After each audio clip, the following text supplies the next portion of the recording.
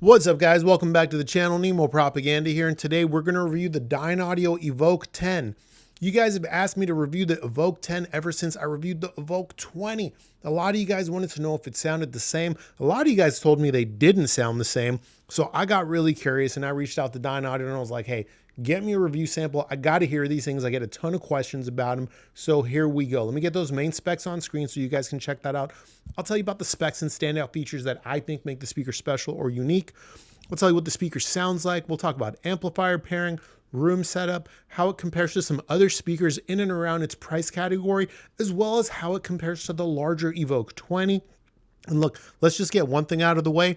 Guys, do not assume, never assume that two speakers or all the speakers in a lineup in a range are going to sound the same just because they have the same name, right? Like the Dynaudio Evoke 10 and Evoke 20, they're both part of the Evoke range, but don't assume they sound the same. Guys, many times I have found that the smaller version does not sound the same as the larger version, right? And that is the case here as well. So look, let me tell you what I think makes the speaker special or unique. So $1,600 for the pair. This is the smaller of the Evoke. I believe this is the smallest of the Evoke range.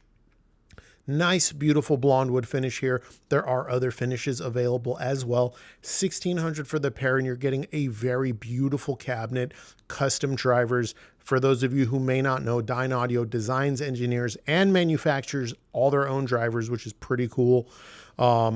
Dynaudio speakers, I've said it a million times, most of them are bass monsters. All of them bring a tremendous amount of just bass power and a full confident sound to the table. A subwoofer is generally optional when we're talking about Dynaudio, even when we're talking about their smaller speakers. So look, let me jump into what the speaker sounds like, and then we'll talk about amplifier pairing, and then we'll do those comparisons. So the high frequency region of the speaker is mostly neutral, if not ever so slightly on the forward side of neutral, especially in the lower treble or upper mid-range region. There's a little bit of extra presence there. The airspace and separation we get is of course good. No surprise, it's a Dynaudio speaker. They generally do that very well. Moving down to the mid-range region, ever so slightly warm, just a little bit, not a whole lot. I know the Evoke 20 is very warm, and don't worry, we'll get to that comparison in a second. The Evoke 10 is just barely warm in the mid-range. You have a good amount of vocal projection, good imaging, good staging. They certainly stage larger than the small size would suggest. Something like the SVS Ultra Evolution Nano, RBH5i, or Philharmonic Ceramic Mini are all similar size, but about half the price. Those are all great speakers, and none of them are going to stage as large as the Evoke 10. So it is pretty impressive in terms of how large it stages, pretty close to a full-size bookshelf speaker, but not all the way, you know, the size staging as large as a full-size speaker. Moving down to the bass region, guys, this is a Dynaudio speaker. It's going to have good, full, confident bass, but it's not as cranked up as all the other Dynaudio speakers I've reviewed. I've reviewed the EMIT 10, the EMIT 20, the Evoke 20, and the Special 40, and those all had crazy amounts of bass.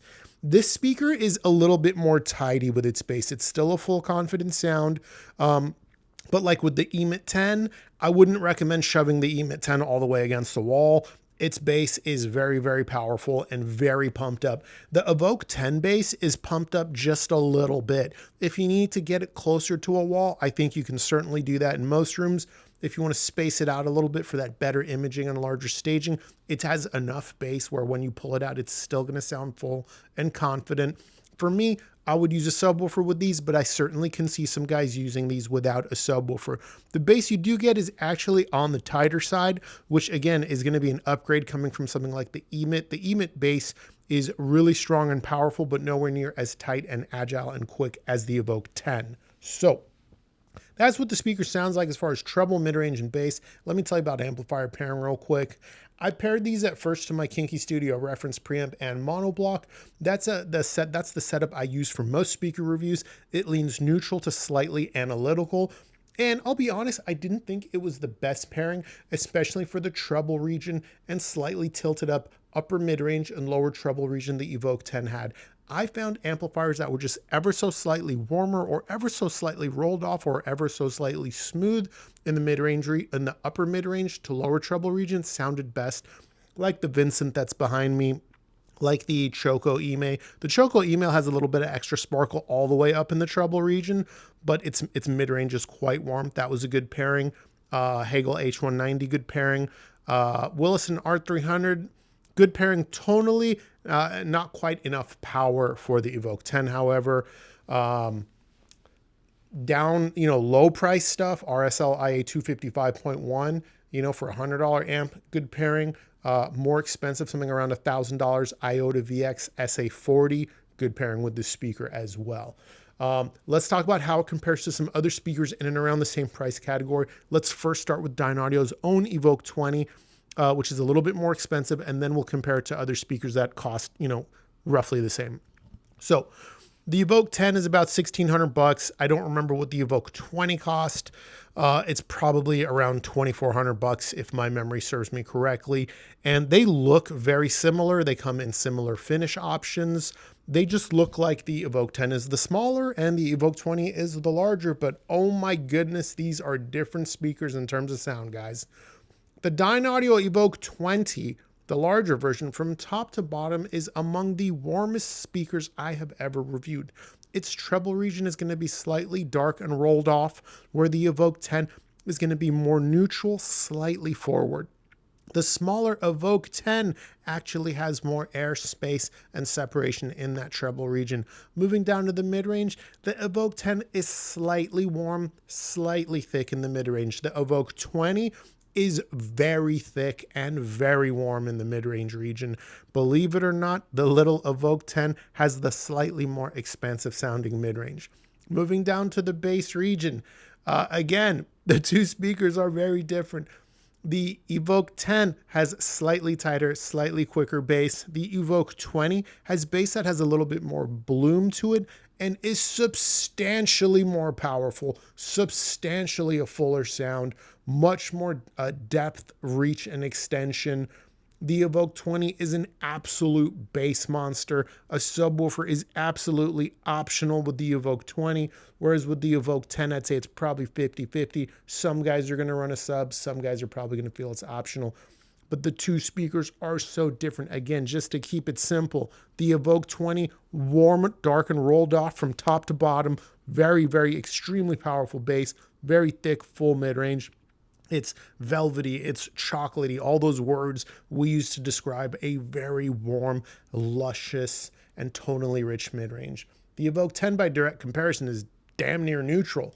You know what I'm saying? That's the difference. So there you go, guys. Let's compare this Evoke 10 to some other stuff that's more price appropriate. KEF LS50 Meta, $1,600 for the pair. Dynaudio Evoke 10, also $1,600 for the pair. Let's talk about it. Starting in the high frequency region, both brands bring us good, high-quality treble. Both tweeters have good treble separation, have good airspace and separation as well. In terms of total treble, energy, my memory with the LS50 is quite a bit old now. Based on memory, I want to say they're fairly similar in terms of total treble energy, or more similar than different, shall we say. Moving down to the mid-range region, the two speakers are going to start to part ways. The KEF LS50 Meta is extremely neutral in the mid-range. It is not a thick mid-range. It is not a warm mid-range. Compared to the Evoke 10, the mid-range of the LS50 Meta is going to be a little bit lean, possibly slightly cool by direct comparison. The Evoke 10 is going to have quite a bit of a thicker mid-range with a little bit more bass to it, a little bit more fullness to it, a little bit more confidence to it. Moving down to the mid-range region, the bass region, the KEF LS50 Meta does not have much bass. Most people know that's a speaker that doesn't give us much response below 80 Hertz in most rooms. The Evoke 10 is going to extend substantially lower and deeper, giving us much more bass power, a fuller bottom end overall, and bass that is still tight and agile.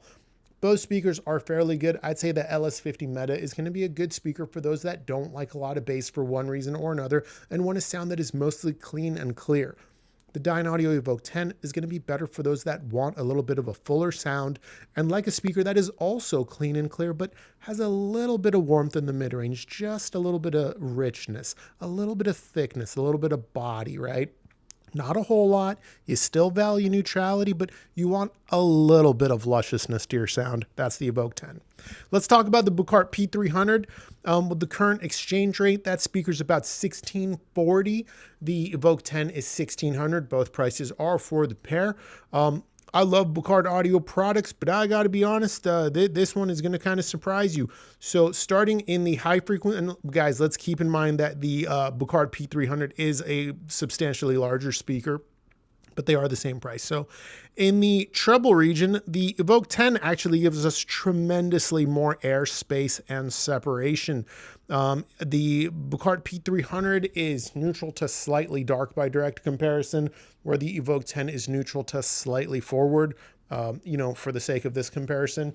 The P300 never sounded open for me when I compared it to other speakers, especially in that treble region. No matter how much I dug into the volume knob, I could never get that P300 to sound expansive in the high frequency region, where the Evoke 10 does that no problem. Moving down to the mid-range, both speakers are going to give us a mid-range that is going to be on the thicker and fuller side. The P300 being so much larger is going to have the fuller, thicker mid-range. The Evoke 10 is slightly warmer tonally. Moving down to the bass, look, the P300 is a larger speaker. It's also known to be a bass monster. Its bass is substantially stronger than something, as small as the Evoke 10. The Evoke 10 does have slightly better note-to-note distinction in its bass region, and the bass of the Evoke 10 is very respectable for its size. The biggest difference between these two speakers is the airspace and separation in that high-frequency region. The Evoke 10 has quite a bit of it, and the P300 seems to just be lacking it a little bit. Let's do one more comparison. Let's see what else is around this price. The Zoom Method's like $1,400. That's pretty close. The Zoom Method's pretty close. A lot of drama around those recently. So many people saw Aaron's review and came to my channel and were upset with me. I don't know why. Guys, let me get one thing out of the way. If I like a speaker and someone else doesn't like a speaker, that's okay. There's nothing wrong with that, guys. But you know what? Someone not liking something I like is not going to change my impressions. It is what it is. I like the Zoom Method quite a bit. Let's do that comparison. So these two speakers are very, very different. Zoom Method, $1,400 for the pair. Dynaudio Evoke 10, $1,600 for the pair. The Zoom Method comes in paint or wood finishes, as does the Evoke 10. So both are giving us nice, color and finish options. The Evoke 10 does give us a cabinet that is a little bit more beautiful with its angles and its shape. The Zoom Method is quite a bit larger. We do have to keep that in mind, but let's start in the high frequency region. The Evoke 10 is actually the more resolute speaker, giving us more airspace, separation, and resolution in the high frequency region. The Zoom Method, by direct comparison, may sound neutral to ever so slightly dark. Its treble region isn't bad, but that speaker, I said it in its own review, it is not a resolution monster. Zoo's own DWX has more resolution than the Method. Moving down to the mid-range region, both speakers are going to err on the warm side. The Zoo DWX is going to stage considerably larger, taller, and deeper. It is the bigger speaker. When we're talking about soundstage, the physical size of the speaker matters, and that Zoom Method has an 8-inch coaxial point source driver.